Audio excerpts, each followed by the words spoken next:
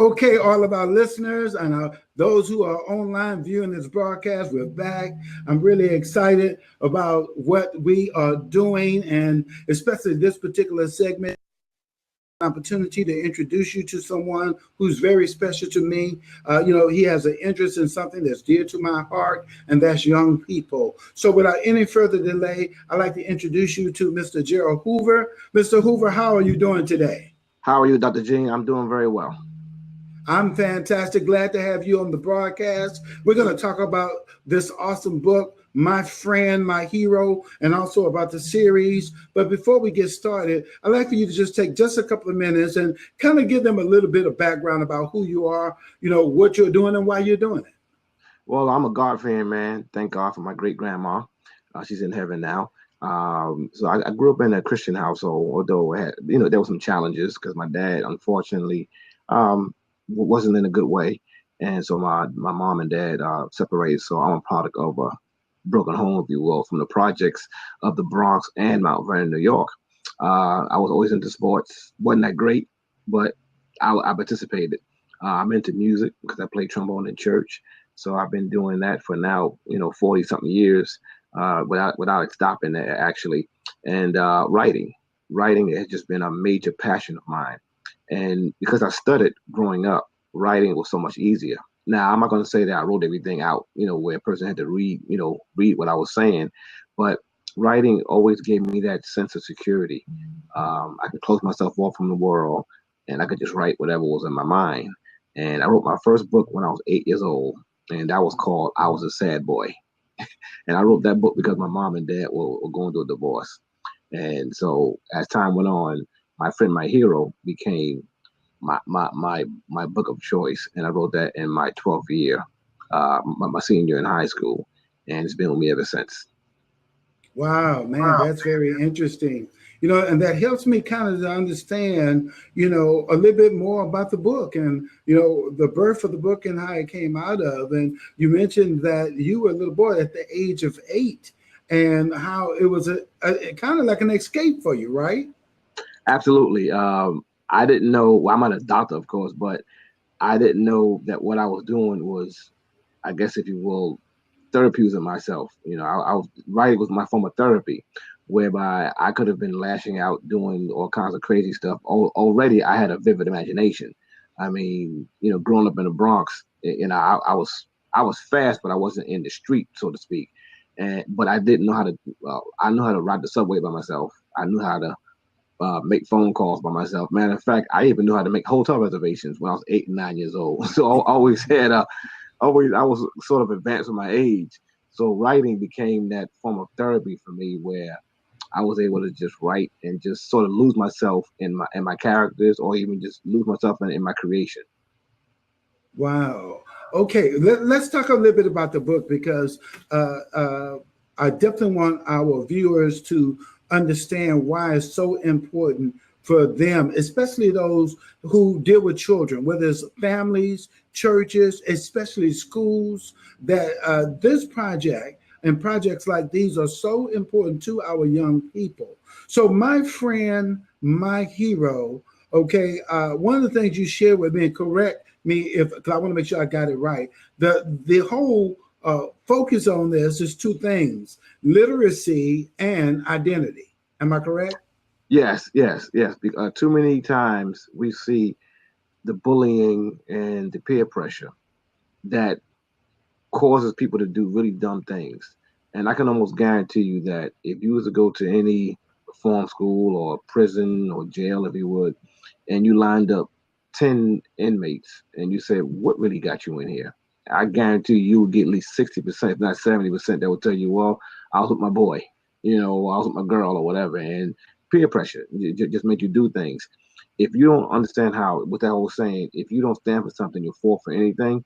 And too many times we do the mob mentality. You know what I mean? You go places because other guys went or other girls went or whatever, without you saying to yourself, this is me. I'm gonna do me, and I'll be great at me. Whether I have to be by myself for a time or I'm with a group, I'm still gonna just do me.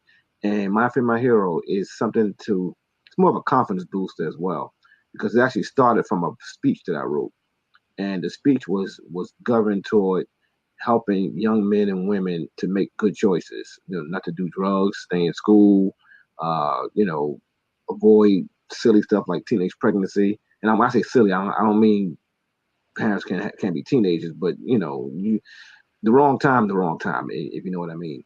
And Yeah. so the book was designed to help young men and young women think, and it was also done to be an open book to whether it was a minister or a pastor can talk to parishioners, teachers could talk to students, or parents would talk to their child about certain issues that are going on in society. Because too many times the homes are silent, and sometimes even the churches are silent, and the schools are silent. And what happens when something happens, in a negative way, or something that's impactful toward a child, or something, happens, then people want to open dialogue. I try to avoid that with that. I try to let you see certain things through the eyes and the minds of the characters that will show you, wait, okay, I could be a better parent if I did this. I could be a better son if I did this. I could be a better daughter if I did this. And so I was able to do that, and I was able to do that in less than 150 pages. And I'm really proud of the fact that I'm able to do all this without profanity. There isn't one curse word in there. I don't even use the N word. Well, I don't use the N word, period. But there's nothing in there like that. This is why I'm able to speak about churches and different things of that nature, because the book has made inroads in churches, especially churches that have young people, a youth that's really pretty thriving. And so I've been able to go to churches and talk to children of God there, and I love going to schools because that's where most of your students are, young people are, 8 hours a day. And so I do a lot of my speaking in schools, and I love. Okay, let me ask you this. Let's kind of talk about this a little bit. When we talk about the my friend, my hero. Now, as I mentioned earlier, I know the focus is a twofold focus. One is on the importance of literacy. We'll come back to that. And the other one is on the importance of an identity. And one of the things you shared with me, and I've read the book, my wife, who taught school for 20 years, she read the book and she loves the concept of the book and understands the importance of it. So my friend, my heroes, and this is a part of a series. Am I correct? Yes, it is. Yes, it is. It's a 4-part series called the Hero Book Series. And the reason why I did that is because, well, a few reasons. Each book has the word hero within the title. So you got My Friend, My Hero. He Was My Hero Too, with the second book. A Hopeful Hero, which is third book. And the fourth book is called Hoop Hero. And the other thing I love about it is that you have young people on the cover. So it's not like some superhero, no offense to superheroes, it's not a star on it. It's not an entertainer or rock star or athlete. These are young, everyday people that are being called heroes within the context of the story. And I think too many times we look at heroes as some far mystical person that will never meet in life, and so I think we tend to look at ourselves as being small, but heroism sometimes is just doing the right thing. I mean, doing the right thing can cause yourself to be a hero. I mean, listen, if a young man or even a woman can save a cat out of a treehouse and they call the hero, then you know what, saving your buddy's life from doing something detrimental to himself is heroic as well. And too many times we sort of forego those type of things, the everyday things that make people heroes. So that kind of gives confidence. That's good. And also the content. Yeah, that's great. Let's kind of talk a little bit about right there, because you're totally correct. Especially within the minority, the Black community, that's one of the things that we have been missing. That we had to look outside of our own communities to find an identity. Or some folks found it in their clothes, some folks found it in gangs and all of these things. And that's one of the things that I love about the book and the series is all about instilling that confidence that you have a hero, not only in your own community, but in your own neighborhood, but even in your own home. Okay, Yeah, that Yeah, they could start looking at mom and dad because they are the true heroes if we understand how to define a hero. And so that's one of the things that I loved about the book. Now, another thing that you shared with me, and I want you to speak to this, please, is how the book is written because you really want them to start identifying themselves as being a hero. Am I correct? absolutely. I think the biggest breakthrough that anyone can have, and you know, and I always go back to, I believe it's Genesis 1 and 3, where God said, "Let there be light," or "Light be." He basically spoke it, and it was, and it was so. And if I ain't mistaken, he spoke that with not just faith, but with confidence, where when I say it, it's going to happen. Now, just imagine if young men and young women had that same sort of zeal about them. Now, I'm not talking about arrogance. I'm not talking about being conceited. I'm just talking about an inner belief of themselves that they're going to be successful. They will go at things a little differently. You know what I mean? Because I think too many times, even in our poorest of neighborhoods, if you look around and you listen, you hear misery. Yeah. And if we're there, and let's face it, light and dark doesn't exist in the same place. It's either gonna be light somewhere, it's gonna be dark somewhere. So when you hear people talk about how broke they are, how miserable, or how this or that, then they tend to be that way more time than not. But if a person says to themselves, "I'm going to make it. I'm going to be somebody. I'm going to do this. I don't care what. I'm going to do this. I'm going to be successful. I'm going to be a prosperous person." I mean, there's certain ways that they can speak to themselves, and they'll believe it, and they'll go about things to make that happen, as opposed to Johnny saying, Mommy, I want to be an astronaut," and she's turning around in frustration. Maybe she may not mean it, but she may say, "Boy, if you don't get out my face, you know, you're just as stupid as your father is." Blah blah blah. You know, certain things Yeah, like that. hey, You I get not, it. you know, Yeah, but I but get it. but that Right. happens, and when that does happen, you kill two people. You basically killed yourself because of what you said to your son or your daughter, and your child is killed. I mean, it's basically brought to nothing. And so, too many times that happens, and it's permeated throughout generation after generation after generation. And all of a sudden, you have a whole culture of people that feel that they're misfits and Now, nobodies. that's a very good point there, and I totally agree with you, because you know what you know. Okay. And so that's why your second part component of literacy is so important because with being able to and learning how to enjoy reading, you can get exposed to environments that may not readily be available to you in your community. You follow me? And so when we talk about literacy, No and question. as I was sharing with you before the broadcast, when I was coming up, you were talking literally about me. That reading was not something that was really encouraged. My mom and dad, they were working hard just to make a living. And so, they sent us to school and things of that nature. But, we weren't the Ozzie and Harriet type family where mom read to us and things of that nature. So that was not instilled in us. But as I became an adult and because of my position, I do understand now the importance of reading. That with reading, I can create new environments, I can feed my imagination, I can learn all kinds of things. Okay, I want you to just take a couple of minutes and talk about why, like this series is designed not only for the young people to read it, but for parents to be able to read it to their children. Okay, speak to that, Yeah, please. sure. Well, not only do I want to entertain, I want to empower and educate. And so much so that there are essay questions at the end of each book, and they're topics of discussion, which are identified within the storyline of the book. And so I did that for two reasons. I did it so that if little Johnny, so to speak, has to do a book report, or he has to identify certain points that are done brought about in the book, he can do that by writing things out. And history shows, or studies show, when you write things out by hand, you tend to memorize them a lot better.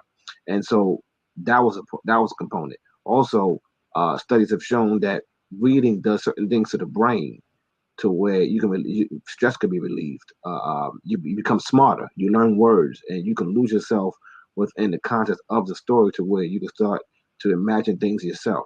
If you can, especially when you're looking at a character and you say, well, so and so did it this way. I would have done it this way, or I might do things this way if I had the same opportunity. You know what? That gets you thinking. You know what I mean? And when a person can think, you can make changes. Like there's a book. I'll give it a plug because I've read it and I loved it. The book called Think and Grow Yes, yes. Rich. But people don't. But people don't realize what the title actually means.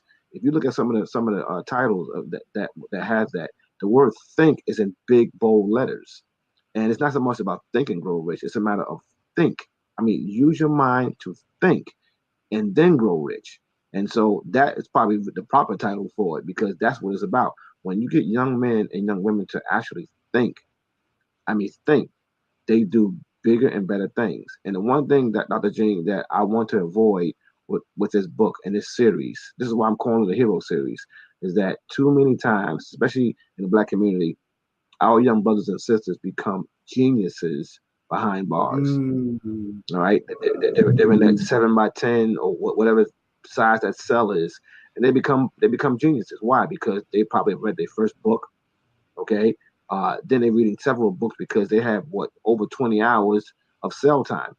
All right, it's not so much they can go out and hang out in the street or do anything basically because they're behind bars, but it should not take our young brothers and sisters to be put in jail before they can get the genius out of them. Because what happens with that is that you may be as smart as your lawyer when you get out. If you did 5 to 10 or what have you, you may be as smart as your lawyer, or if not smarter, but you can't do anything. It'll be very hard for you to become a lawyer with a record like that, especially if it was armed robbery or something crazy like that. Not saying it couldn't happen, but too many times when you have a felon, a felonious situation on your record, it's hard for you to get where you need to go, especially even being a person of color.